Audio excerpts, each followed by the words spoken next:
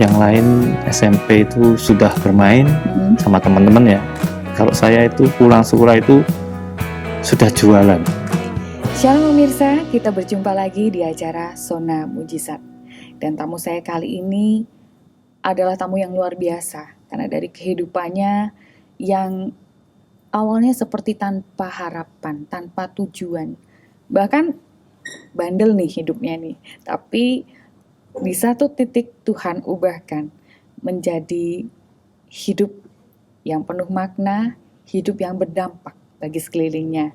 Kita langsung ngobrol dengan pasangan yang luar biasa, Bapak dan Ibu Oni Wibowo. Shalom. Shalom. Pak Oni, Pani, welcome. Selamat datang. Kita langsung ngobrol-ngobrol ya. Pengen tahu dulu backgroundnya Pak Oni dulu mungkin ya. Apakah dari kecil tuh sudah, maksudnya di hidupnya sudah dibesarkan dalam lingkungan keluarga Kristen atau bukan? Saya waktu kecil mungkin ya di background di orang tua saya memang Kristen. Mungkin saya dibesarkan di keluarga Kristen, tapi saya tidak ada melihat sosok orang tua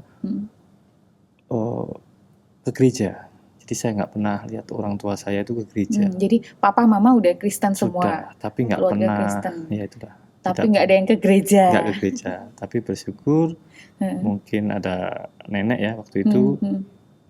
Jadi kita ikut sekolah minggu karena nenek juga di gereja, tapi lebih rajin. Kakek juga ada. Jadi saya mungkin diajak ke gereja itu sekolah minggu lah waktu itu. Jadi nenek sama kakek nih yang berperan ya, untuk ngajakin ke gereja melihat cucu-cucunya. mungkin ya sosok kakek nenek ke gereja rajin ya itu waktu itu. Jadi kita mungkin diarahkan sekolah minggu ya. Waktu kecil kan mungkin lebih gimana ya, kalau sekolah minggu lebih banyak temen mungkin ya, sama diajarkan mungkin dari kecil ya. Itu aja sih. Jadi seneng gitu ya sekolah minggu sekolah waktu minggu itu. Kan. Jadi rajin ikut kakek nenek ke gereja, terus datang sekolah minggu. Ya, sekolah minggu itu kayaknya dapat walaupun hadiah kecil itu zaman kecil-kecil kan. Oh iya, sering dapat mainan sampai dapat apa gitu kan. Rasanya nggak pernah dikasih, nggak pernah beli. Kalau di gereja kan dikasih. Gitu.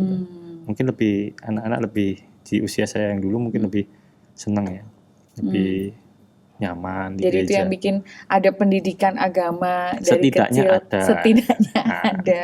Tapi walaupun dalam kehidupan bertambah besar ya mungkin ke gerejanya nggak begitu aktif lagi ya. Zaman udah mulai sekolah agak dewasa kan, banyak mulai kenal temen, punya banyak main lah istilahnya kalau orang. Ya lagi senang-senangnya main ya, usia-usia sekolah tuh dari mulai SD, mulai apalagi SMP. Wah, udah mainnya udah mulai kemana-mana nih gitu kan. Nah, gitu nggak sih dulu? Kalau SD saya masih ya main-main di dekat-dekat rumah aja sih. Kalau di SMP bagi saya kayaknya udah beda ya. Yang lain bisa main sama teman-teman banyak. Kalau saya sendiri SMP itu sudah bantu orang tua untuk jualan. Karena dari kecil melihat orang tua, terutama ibu itu mama saya dah. Mama saya itu backgroundnya penjual nasi di kampung. Ya istilahnya jual latengan, kalau orang Jawa bilang jual bubur, pecel, terus jenang sumsum, apa makanan tradisional lah, tapi di kampung, hanya cukup di kampung, pakai meja kecil, terus lanjut ke pasar. Ya. Oh jadi jualan di pasar juga? Jualan di pasar juga, tapi ya tetap jualannya makanan. Itu mama ya? Mama. Papa itu merantau ya, kalau seumuran saya waktu itu tidak tahu kerjanya gimana juga tak tahu. Waktu itu umur berapa tuh Pak Oni? Umur saya sudah dari kecil sudah sering ditinggal ya, tapi balik agak lama sih ya, kurang begitu tahu waktu itu ya kerjanya jadi gimana. Ingatan masa lalunya Papa itu kabur gitu ya, kurang ini ya. Yang lebih berperan sih mama ya, karena Mama kan ya, everyday ada, tiap hari tiap ada. hari sama mama, terus tiap hari saya melihat sosok mama itu bangun jam 2 pagi, Wow, terus tidur itu paling cepat mungkin jam 10 lah baru Oh, bisa tidur. karena usahanya ya, Iya. usahanya yang perlu persiapan panjang ya, Panjang. istilahnya kan Betul. masak dulu, apa dulu. Iya. Jadi dari kecil itu udah melihat kayak begitu, jadi udah Mm-mm. rasanya tuh kalau ya gimana ya, nggak tega gitu loh melihat orang tua kok tiap hari begini gitu. Kayaknya kerja keras Kerja terus. keras. Pak On ini Tap- berapa bersaudara? Saya 3. 3 bersaudara, Saya anak anak paling kecil, ketiga. Oh, Jadi bungsu, anak ketiga. Nomor 1 kakak saya cowok, kedua kakak saya cewek, Cewek. terus baru saya. Oh, oke, 3 bersaudara. Mungkin anak bungsu paling deket ya sama orang tua Biasanya ya. sama mama paling deket ya, apalagi anak cowok nih. Iya. Iya, Biasanya betul. justru malah deket sama Iya, mama kan. betul. Nah, Iya. karena itu lihat kerja kerasnya mama, jadi ada rasa pengen Rasa bantuin pengen bantu, gitu ya. tapi masih sekolah. Saya pengen berusaha untuk nggak sekolah, tapi orang tua tetap harus sekolah gitu. Jadi papa itu pulang ya entah berapa bulan sekali baru pulang. Karena merantau. Merantau sampai kemana-mana nggak tahu, Kalimantan, Sumatera apa, dimanapun juga nggak begitu tahu. Gitu. Kerjaannya jelasnya juga nggak tahu. Yang penting kalau pulang ya pulang aja gitu. Jarang ketemu papa Jarang. berarti ya. Terus kehidupan masa kecilnya gimana tuh? Ya kehidupan masa kecil itu dah. Yang lain SMP itu sudah bermain sama teman-teman ya. Kalau saya itu pulang sekolah itu sudah jualan. Jadi sudah bawa jajanan itu sampai ke kampung-kampung, ke pasar-pasar juga. Itu bawa jajan pasar lah, seperti ya kolak, gorengan, mungkin donat ada, lumpia, bakmi, bihun lah. Pokoknya sampai dulu dipanggilnya donat. iya, karena di kampung itu jualannya terkenalnya donat. Mungkin teman-teman yang dengerin ini pasti mengingat lah nama yang saya. dulu kenal kenal teman-teman masa kecil pasti Iya. ngerti ya. Terkenalnya nama saya donat itu aja. Jadi bukan Jadi nama nggak ada orang. oninya nih. Nggak ada. Nggak ada. Donat toh. Donat aja. Bisa ya gitu. Iya. Saking Jualan gitu ya. donat. Karena Tapi waktu itu enjoy aja gitu jualan, enjoy. nggak malu gitu. Awal-awal ya mungkin ya seumuran saya malah justru nggak malu. Di usia saya SMP kelas 1 sampai kelas 3 itu malah nggak ada malu-malunya. Di usia segitu. Itu Jadi udah pun biarin udah biasa. teman-teman main, Ya. Saya jualan. Pak Oni jualan. Dapat cuan soalnya. Yang penting cuan. Ya, saya dikasih. Jadi udah kecil udah ya, terlatih untuk cari dikasih cuan. lebih sama mama tuh dikasih, sisanya tuh dikasih tetap buat. Karena bantuin Bantuin. ya, bantuin jadi kayak upah gitu Ya. ya. Selain uang saku tiap hari dikasih, upahnya ada jadi ada tambahan. Enjoy gitu ya. Di Jadi sekolah pun juga sama. Berangkat pagi itu saya enggak kosongan. oh, Ya namanya otak bisnis ya, waktu kecil sudah mungkin berpikiran ya untuk cari duit. Jadi di sekolah itu sebelum pulang sekolah, saya nawarin teman semua. Besok mau titip makanan open apa? PO nih kalau Open istilah PO. sekarang ya. Betul. Padahal zaman dulu belum tahu open PO. Iya. Tapi saya mungkin Udah duluan. Udah duluan. secara tidak sadar sudah melakukan itu. Sudah melakukan itu. Waktu SMA pilihannya pengen kemana, tapi dipaksa kemana. Nah itu tuh ceritanya tuh yang kayak gimana. SMA itu sebenarnya pengen sekolah ya waktu itu. Terus Ketika SMK itu. oh ya sorry. Di SMA dulu bapak suruh saya ke SMK. Jadi suruh ke, kalau zaman dulu SMEA namanya. SMEA, berarti SMEA. SMK jurusan ekonomi. Jurusannya kurang tahu, pokoknya Kalau isinya. SMEA ekonomi. Oh ya, Ya. lupa saya. Pokoknya isinya perempuan semua kan. Oh iya. Waktu itu lebih banyak Saya perempuan sudah, di situ. Ya. karena mungkin kakak saya di sana, kakak saya perempuan, sekolahnya di sekolah SMEA sana. Papa maunya saya disuruh Jadi satu lah ya, jadi satu sekolah lebih gampang Ya, mungkin lebih gitu gampang. ya. Jadi Tapi itu nggak sesuai sama nggak sesuai dengan hati. nurani ya. Pengennya Dulu sebenarnya pengennya SMK. Karena apa? Itu tadi lulus bisa langsung kerja. Karena pokoknya kalau SMK lebih cepat cari kerja gitu kan, zaman gitu taunya begitu. Tapi jurusannya apa yang dipingin dulu? Ya nggak sembarang jurusan, tapi kepikiran bahwa kalau sekolahnya langsung di sekolah kejuruan, lulus pasti lebih cepat dapat kerja. Karena mikir mamah tadi pasti backgroundnya mikir mamah biar cepat bisa bantuin mamah. Terus setelah itu tapi sebenarnya beneran masuk ke SMK dong ya? Enggak, jadi waktu awal-awal mungkin papa datang untuk nganter saya sekolah, ya saya diantar sampai tempat. Sampai sudah daftar. Akhirnya ya diterima. Karena kakaknya di sana juga. Tapi nggak sampai di situ saja. Saya pulang, mungkin berapa saat papa saya pergi ke luar kota lagi. Jadi merantau lagi ke luar pulau lah, lebih jelasnya ke luar pulau. Dan saya nggak mau sekolah akhirnya. Begitu papa nggak ada, langsung? Iya, begitu papa langsung udah nggak mau sekolah gitu? Nggak mau. Untungnya jadi dulu yang pengen masuk SMK itu papa karena pertimbangan tadi ya, setelah lulus pasti lebih gampang cepet cari kerja. Lebih ke ada kakaknya. SD sama kakaknya, SMP sama jadi kakaknya.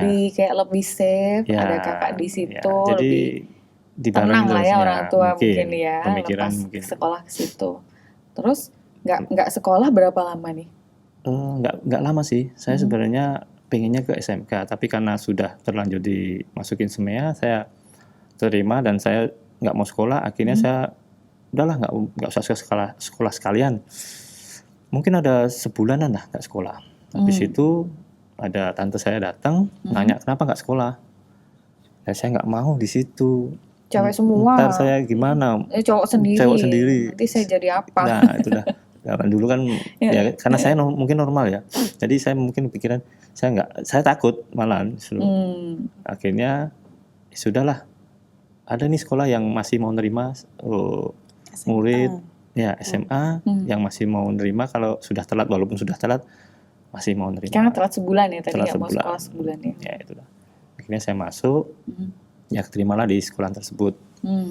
Ya berjalannya waktu ya sama aja, masih pembulian itu masih ada juga sedikit, tapi sudah jauh berkurang daripada ketika di SMK. Ya mungkin saya lebih bisa menerima, lebih kuat, lebih gimana ya, berani sedikit lah istilahnya gitu.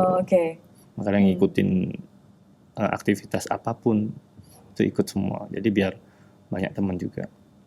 Ya waktu kejadian Pak Oni tidak melakukan kesalahan. Oh ya. Itu di SMA atau di SMK?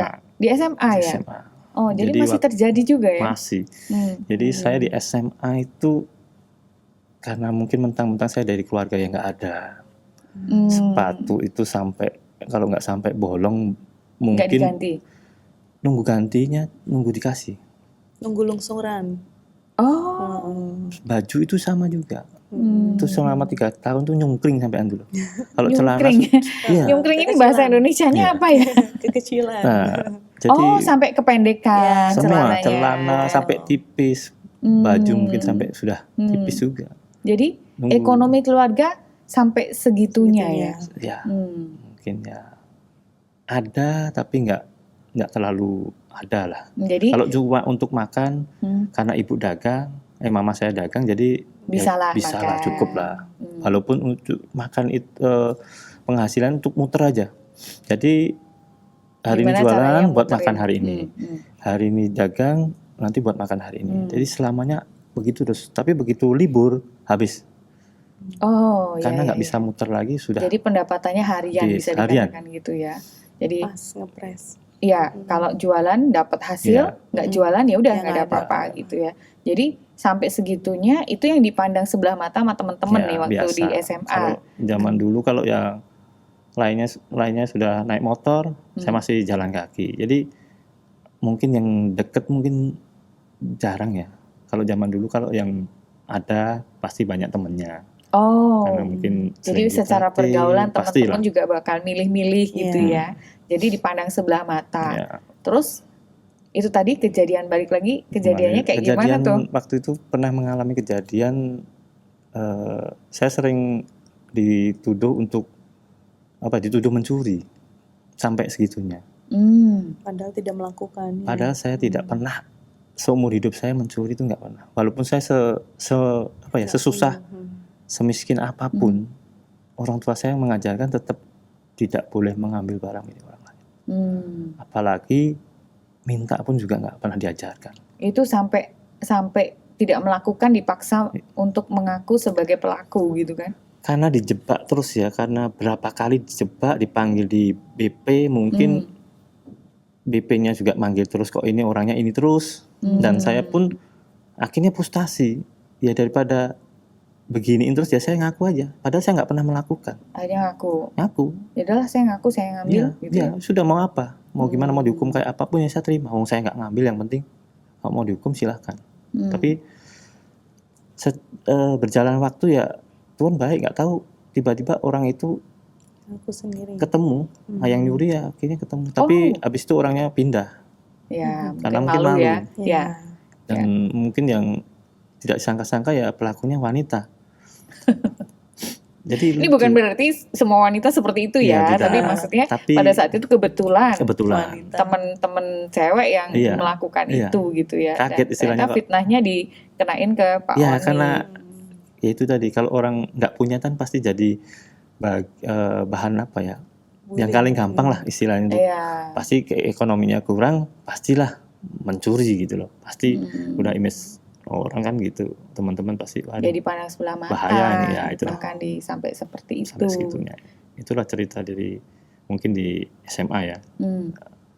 Jadi sekarang kalau ingat-ingat cerita itu gimana? Ya bagi saya kan dulu sedih ya, pasti sedih lah. Tapi ya kembali lagi semua Tuhan punya maksud ya, untuk mengambil hati kita lebih kuat. Kalau saya pelajari dari saya kecil, saya dibully, saya dihina, terus di kampung juga agak diremehin, semua tuh udah saya makan. Jadi untuk kedepannya mungkin sekarang ya, jadi saya mentalnya sudah terbentuk ya. Jadi sudah lebih kuat ya, lebih kuat. Gampang. Jadi nggak gampang lemah. Istilahnya nggak cengeng gitu lah ya, dikit-dikit nyerah, ya, gitu kan ada untuk berusaha itu tidak ada fight-nya. Tidak sedikit aduh nggak bisa, males dah, enggak. Justru itu awal mula mental terjadi, mental terbentuk lah. Betul saya setuju sih. Dan ternyata itu tadi ya, Tuhan itu tidak meninggalkan anak-anaknya. Dari kecil udah rajin sekolah minggu, meskipun ketika mulai beranjak besar sudah mulai hilang gitu, tapi Tuhan tetap sertai ya. Tuhan yang bela kalau saya lihat gitu ya. Betul. Meskipun difitnah di apa, tapi Tuhan yang nih loh tunjukkan bahwa bukan Oni pelakunya gitu kan. Berarti ada penyertaan Tuhan di situ. Kemudian selepas dari SMA ngapain? Mulai cari kerja biasa. Jadi kembali lagi ya, sebelum cari kerja, dalam perjalanan SMK itu SMA itu saya hidupnya di suatu kampung, dan kampung itu saya dididik di situ banyak perjudian. Oh, dari di lingkungan kampungnya isinya orang judi semua sama orang minum, itu hampir tiap hari ada. Mungkin di rumah saya mungkin karena ekonomi ya, ya biar ada perjudian di tempat, adalah sedikit rezeki di situ, walaupun tidak halal. Zaman dulu kan nggak mikir sampai segitunya. Yang penting bisa makan. Yang penting bisa makan, mungkin ada uang lebih buat sekolah dan untuk yang lain-lain lah gitu. Makanya sampai segitunya teman-teman sudah bisa, mungkin ada yang sudah naik motor, kita sepeda gayung pun nggak mampu belum untuk ada. beli, nggak mampu. Jadi untuk mau acara kemana itu harus pinjem, harus pinjem ke tempat teman. Terus dampak apa nih bagi kehidupan Pak Oni dengan lingkungan yang penuh dengan perjudian dan mabuk-mabukan itu, kena efek apa sih dari pastilah situ? Mungkin secara tidak langsung saya terpengaruh pasti waktu dulu. Jadi ikutan judi, ikutan ngerokok minum. Pun saya dari SD saya udah ngerokok. Oh ya? Iya. Baru tahu nih. Ngerokok sudah. Dari SD ya? SD sudah mengenal rokok. tapi Karena lingkungan namanya ya. lingkungan. Namanya ngumpet-ngumpet lah biasa kan orang Ya, tua kalau pasti. masih sekolah kan juga dari sekolahan Ya nggak dari boleh ya. sekolahan ya nggak boleh. Orang tua juga sebenarnya Minum, tidak mengizinkan ya. ya Cuman udah kepengaruh sama lingkungan ya udah. lingkungan. Kalau minum Bablas. sih belum. Saya kalau minum Oh, nggak, waktu itu belum terpengaruh karena Jadi- emang nggak begitu ya. Judi udah ikut. Judi itu hampir tiap malam. Oh. Ya sampai jualan nomor. Oh iya zaman itu ya. Zaman dulu itu untuk Bahkan sempat dilegalkan kan oleh pemerintah, zaman ada salah dulu, satu ya, yang ada gitu kan. salah satu. Zaman dulu. Boleh. Mungkin hasil saya lebih banyak. Daripada jualan tuh, yang Iya. keliling-keliling Itu gitu ya. SMP. Jualannya stop sampai SMP kelas 3. Dari kelas 1 sampai kelas 3 itu jualan. Terus SMA itu jualannya sudah beda. Yaitu tadi jualan nomor. Karena hasilnya lebih banyak. Iya, iya, iya. Dan saya punya kepikiran tidak mau sekolah. Waktu itu ya, Ya. karena udah bisa cari duit, ngapain sekolah gitu ya. Ngapain sekolah tinggi-tinggi, uang toh juga cari duit. Akhirnya saya jualan nomor, mungkin orang tua saya terpengaruh juga akhirnya jualan nomor juga. Jadi Ikut semua sekeluarga. satu keluarga jualan nomor waktu itu. Namanya juga hasil yang mungkin kalau boleh Gampang dibilang ya. gampang, hasilnya juga nggak ada. Pasti sebanyak apapun itu nggak kelihatan. Kenapa itu? Ya nggak tahu. Itu dah. Kita carinya Jadi, gampang. Hasil yang didapat nggak hilangnya juga cepat gitu Cepat. maksudnya ya. Iya. Jadi nggak benar-benar kalau orang bilang nggak nyentel istilahnya gitu. Nggak ada yang nyentel satupun. Ya dapat sekarang mungkin berapa saat udah habis lagi. Mungkin karena nyarinya gampang ya. Cuma muter-muter nomor-nomor ini sampai main jalangkung juga. Oh, Sampai ke orang pintar untuk ya itu dah marketing. nanya nomor. Marketing supaya laris juga. Oh, gitu. Kalau orang zaman dulu tuh gampang sekali. Saya habis ke sini loh. Besok nanti keluarnya nomor ini, semua pada ikut. Gampang sekali untuk teknik marketingnya itu gampang sekali. Teknik marketing Iya. jualan nomor Jualan ya. nomor. Untuk judi Untuk ya, judi. ternyata gampang ya. Iya. Karena menariknya gampang nih narik orang buat ikutan judi gitu Iya. ya. Bahkan dulu sempat ikut judi online kena juga ya. Itu di masa sudah yang sekarang udah jauh. kesini ya. Jauh. Jadi kita ngomongin yang dulu aja yang nih. dulu. Yang Nanti dulu. ada lanjutannya. Oke. Itu ada pengaruhnya masih ada sampai saya nikah. Oh, Masih ada gitu. pengaruhnya. Iya. Tapi sudah bagi saya itu lebih keras lagi kalau sudah ke Sudah sana. masuk ke situ ya. Jadi kita flashback dulu nih. Flashback dulu. Nah, kita selepas SMA dulu nih. Selepas SMA berarti tidak melanjutkan sekolah ya, tidak melanjutkan studi ke jenjang yang lebih Ya, tinggi. itu tadi saya Karena mikir udah dapat mungkin duit yang ya. waktu yang tadi saya kelupaan ya. Jadi saya waktu pulang dari nggak mau sekolah SMK, papa saya pulang akhirnya. Oh, Akhirnya saya kenapa tidak sekolah yang diharapkan orang tua. Akhirnya saya jadi bahan samsak ya. Jadi untuk bahan dihajar nih sama papa nih. Zaman dulu tuh saya dihajar habis-habisan, udah lari, masih ketangkep, masih dihajar sampai berdarah-darah. Itu dah. Saya kalau boleh dibilang jujur emang saya kepahitan udah agak lama. Jadi Sama karena papa nih. karena saya bukan menjelekkan papa saya, Iya. tapi Karena perlakuannya waktu itu ya. Jadi waktu kecil saya sering dipukul mungkin, terus kurangnya perhatian sama anak. Ya kan waktu itu papa mungkin sering merantau. itu kan juga menjadi Jadi nggak terlalu dekat sama ya anak-anaknya. mungkin menjadi kepahitan juga. Yang lain anak-anak bisa dibeliin ini, itu pemikiran saya zaman dulu. Anak-anak sering yang lain adalah dibeliin ini, untuk dibeliin sepeda mungkin, dibeliin baju. Saya nggak pernah dibeliin baju. Nunggu orang ngasih saudara. Itu sampai dengan besar, sampai SMA besar. gitu ya. Jadi namanya orang tua zaman dulu kan yang penting makan aja. Nggak ada kepikiran untuk punya baju baru, gimana. Itu pun nunggu dikasih. Ada yang ngasih saudara juga. Kalau ngasih itu, kalau boleh dibilang, ingat-ingat zaman dulu, iri juga saya Ada saudara yang dikasih lebih banyak, dikasih lebih bagus. Mungkin saya Jadi nggak koko, cici Enggak, dapat lebih saudara bagus. dari Oh, saudara-saudara yang sepupu lain. ya. Itu yang keirian juga sebenarnya waktu Kok itu. mereka bisa dapat barang Ya. bagus-bagus. Ya, sampai Saya saya kok enggak. Baju aja nunggu sobek, itu aja Nunggu, mungkin ya. belum bisa ganti Ya. gitu ya. Jadi ada kecewa, ada Pasti, kepahitan ya. terutama sama papa ya. Ya, Karena kalau mama kan tiap hari tiap ada hari dan melihat kerja keras mama yang membuat motivasi ya untuk pengen cepat kerja, hmm, untuk menghasilkan biar perjuangannya mama ya. nah, biar nggak nyusahin orang tua. Istilah kalau zaman dulu, biar orang tua nggak susah gimana sih? Ya udah kerja, nggak mau membebani gitu. Ya. Jadi balik lagi setelah akhirnya SMA bisa dilalui. Bisa ya, karena dengan kan, kepaksa itu sebenarnya. oh terpaksa juga ya? Iya, Oke. karena pertama itu, kedua dana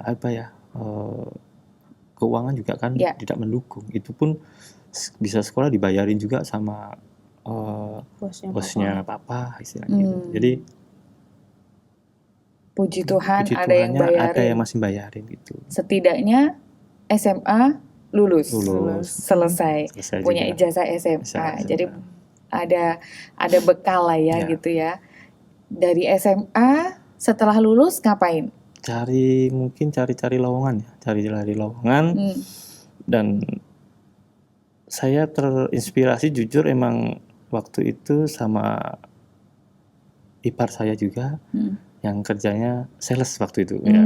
Kan kita nggak tahu nih zaman sekolah itu melihat sales tuh kok tiap hari ngitung uang di rumah Iya, kok benar. banyak banget. Iya, Pikirannya karena zaman uang dulu ya. masih cash ya, pembayaran Iya, tunai. betul. Jadi setiap kali kalau canvassing Baik. istilahnya, Iya. setiap kali pergi ke pelanggan, laku, terima uang langsung Iya, ya. itu termasuk kakak saya juga kan kerjanya sales. Jadi wah tiap pulang kok bawanya duit banyak. Wah, Jadi pikiran di sini kalau sales duitnya banyak gitu ya. Ya. Oh. Cita-citanya sales. Cita-citanya sales. Akhirnya beneran jadi sales. Akhirnya jadi Hmm. kan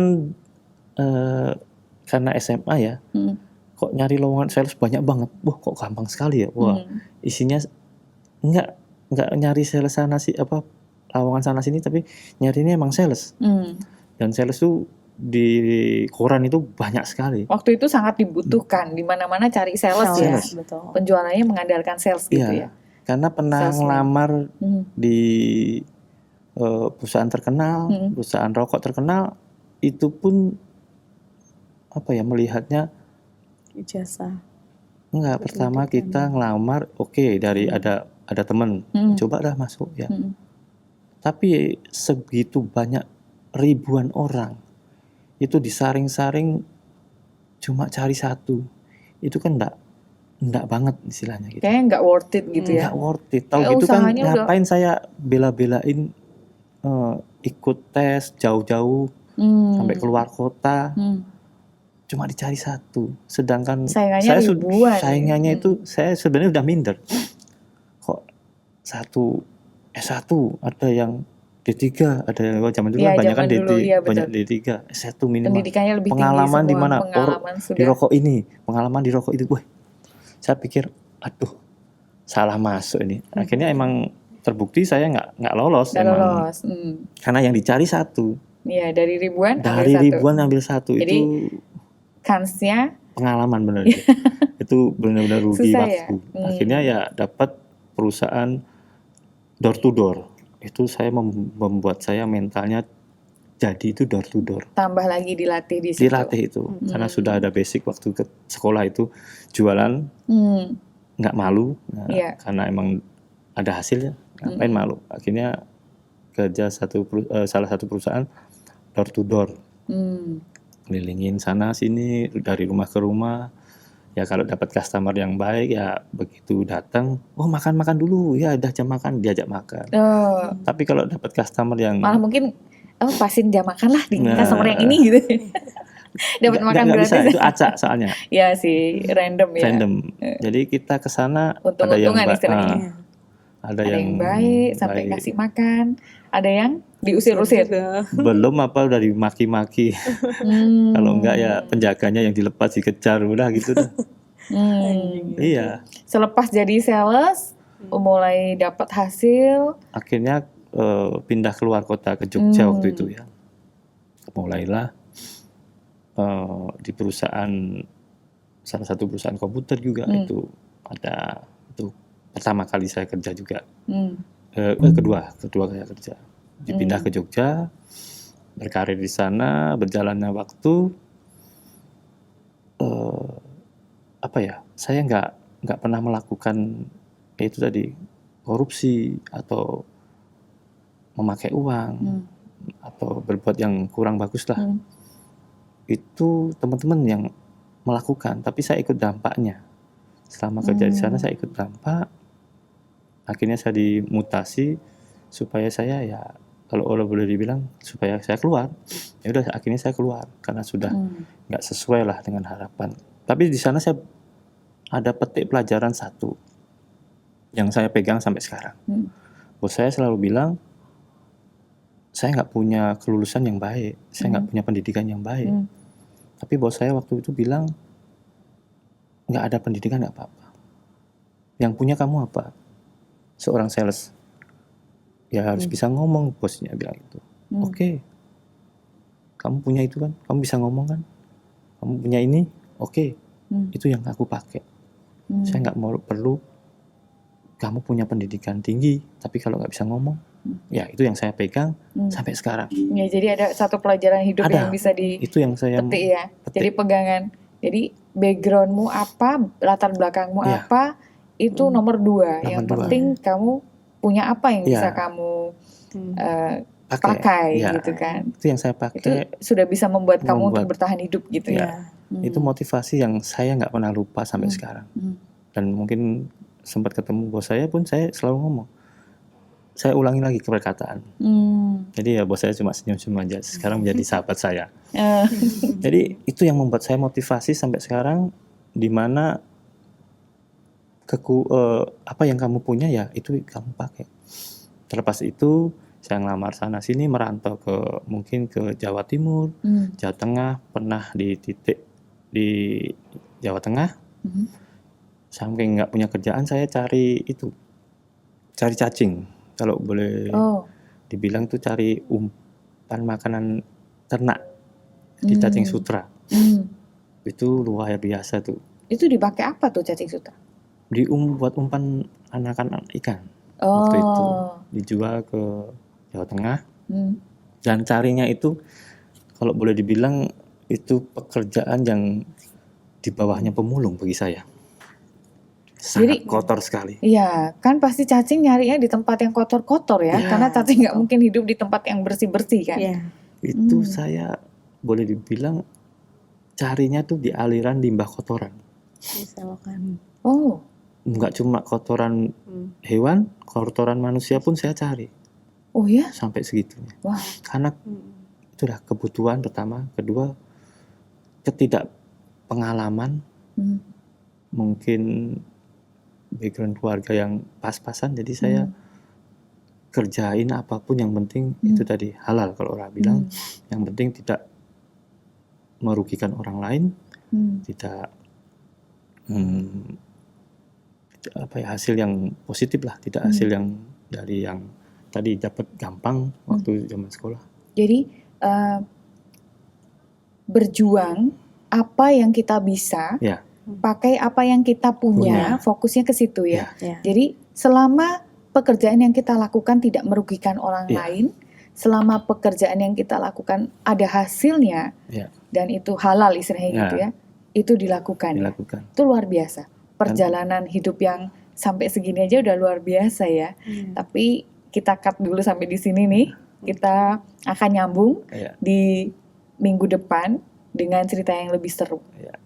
Nah pemirsa, satu bagian sudah kita dengarkan dari Pak Oni bagaimana kehidupannya dari masa kecilnya yang mungkin bisa dikatakan kurang beruntung, dengan lingkungan yang kurang mendukung, lingkungan yang bahkan justru bisa dikatakan tidak baik.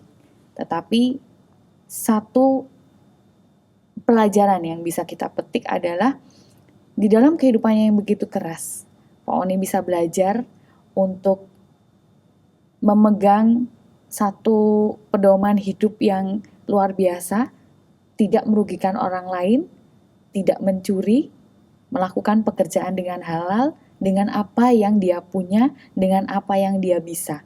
Fokus pada itu, maka berkat Tuhan juga akan pasti dicurahkan dan Tuhan pasti akan menyertai anak-anaknya. Amin. Bagi setiap pemirsa yang mungkin saat ini sedang mengalami keadaan yang mungkin secara ekonomi sulit, mungkin membutuhkan pekerjaan, mungkin sedang membutuhkan biaya untuk studi, apapun permasalahanmu, ingat bahwa ada Tuhan yang selalu menjaga dan melindungi kita. Tetap berdoa, tetap beribadah kepada Tuhan, dan percaya Tuhan pasti turun tangan untuk menolong anak-anaknya. Sampai di sini episode kali ini, karena kita masih akan mendengar cerita yang lebih seru di episode berikutnya. Tuhan Yesus memberkati.